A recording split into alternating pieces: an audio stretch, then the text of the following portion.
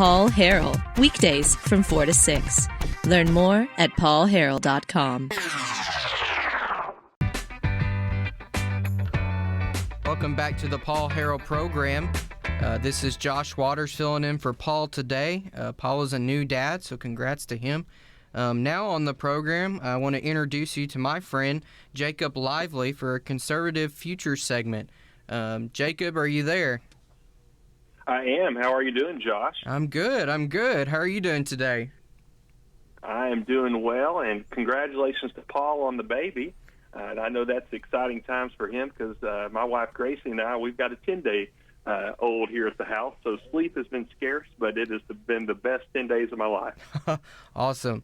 Oh, that's really encouraging to hear. Well, Jacob, just tell the audience just a little bit about yourself, your job, and you mentioned your family, and just tell people a little bit about yourself. Yeah, definitely. Well, I am a South Arkansas native originally, born in El Dorado and lived in Camden for 9 years. And then in 1999, my parents moved over to Hooks, Texas, where I finished up middle school and graduated from Hooks High School in 2008. And after that, I went to undergrad at Ouachita Baptist University down in Arkadelphia, and really enjoyed my time at Ouachita. Fantastic school. And then after that, I went to law school in Fayetteville, where you and I were classmates, along with some of our really good friends, and met my wife, Gracie. She was also at Ouachita. Whenever I was a senior, she was a freshman, but we reconnected at church up there and started dating and continued that relationship while we were in law school. And we got married in 2015, and I got a job down here in Little Rock. I'm an attorney at Wright, Lindsay & Jennings, and practice in the business litigation area. And again, we recently just had our first child here on June 24th, actually, at 5:17 in the morning. And I'm telling you, he has just been a blessing. And so we're enjoying that time with him and kind of easing back into work at this time. But just really enjoying this season of life that we're in right now, Josh. That's awesome, Jacob. That's great to hear. I know we don't get to talk as much, not in law school, but Paul has these conservative future segments that I enjoy listening to. It's encouraging to me as a fellow millennial to know there's other people out there that are like-minded who are conservative. And so I was thinking as he asked me to fill in for him, I was like, man, we got to get Jacob on because he's one of the strongest conservatives I know. And so I just wanted to kind of go through, like, what made you become a conservative? Was it an overnight thing? And what does the conservative mean to you, first of all? Definitely. Well, I think you could probably confirm this, Josh. I appreciate you saying the conservative, but I've just never wanted to let my politics define who I am. And I think that's what being a conservative is about, is it's not having to live a certain way. That's who we are at our heart. We're conservatives. And we value personal freedom and we value personal responsibility. Mm-hmm. And so I think, to me, that's what being a conservative is about. And I couldn't point to just one moment in my life to where I said, you know what, this is why I am a conservative.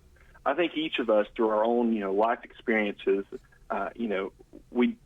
those experiences are what shape us to our separate convictions. And so, based on that, I think that's a reason why I feel like I can sit down with someone that's a liberal. It's like, hey, let's visit about this.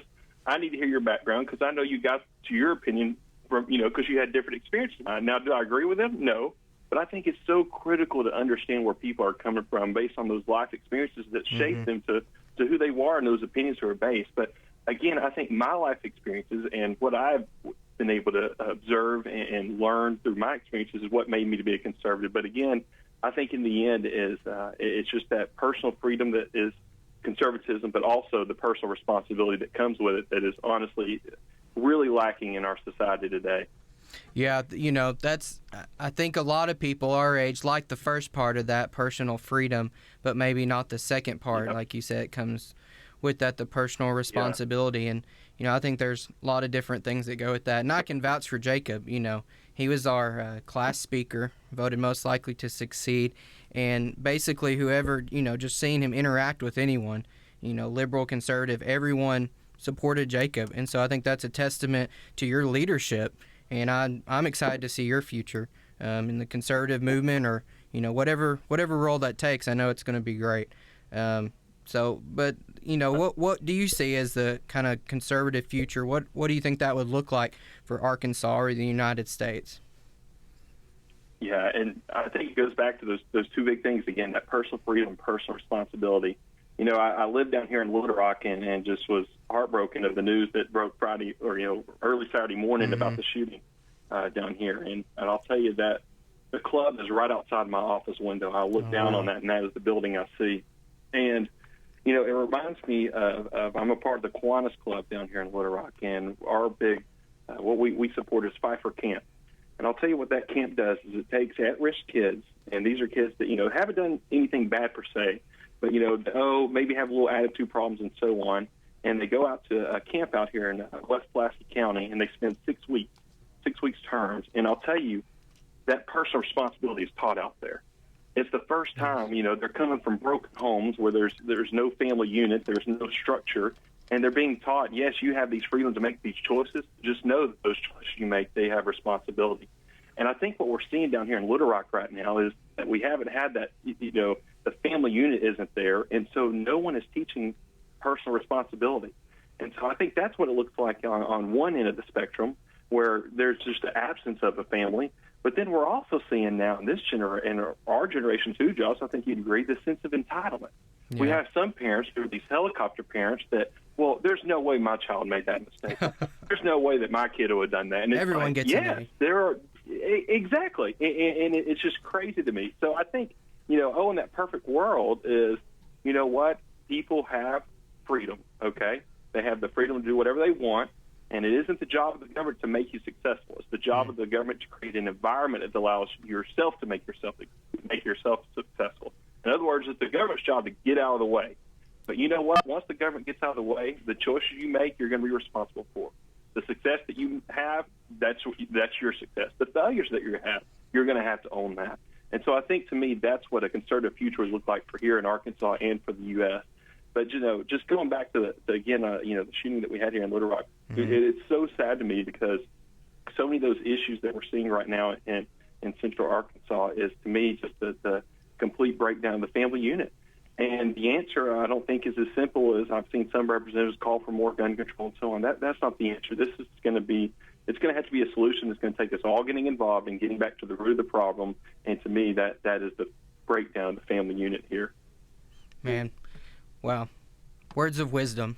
Absolutely. And, I think we've had discussions about this, and we had a good Bible study there at our law school group, our last semester there.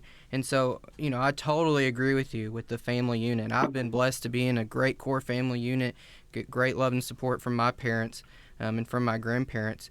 But not everyone, has the same opportunity. So it's encouraging to hear, your Kiwanis Club there is kind of filling that gap, and hopefully can, it kind of reminds me of Ben Carson. His mother was out working 3 jobs, and his dad wasn't around, and he had other people, teachers especially, when he talks about in his book, filling that gap, and he worked his way up. But going back to the faith element too, I know that's important for you. How does that impact, I guess, your conservativeness or politics, if at all, and what role does that play? I would have to say my faith is probably the key reason why I'm a conservative. And, for me, when I look at, again, that kind of personal responsibility, to me, that kind of lines up with what I believe in the Bible. I find freedom in Christ, but I also know that ultimately there are consequences for your actions. Now, thankfully, I feel like I'm covered by the grace of God, but that don't mean that I go out and, continue to act in my old self. But I act in accordance with that grace that I find through Christ. And so, again, to me, it all goes together. I think that you feel what you think, you say what you feel, and you do what you say. And to me, conservatism and my faith, that all lines up together for me. Nice. Well, I guess the last question topic to talk about, you kind of already hit on it, though, is, what can we do as millennials to kind of promote these valuable values and principles that we've been talking about? It's going back to the family, and I guess I'm just so set on the family unit right now just because I'm a new father. And when I look at, my son, it's just like all the lessons that I've got to teach him, that I feel a responsibility to teach him. And the most important is, hey, when life gives you responsibilities, it also comes with consequences.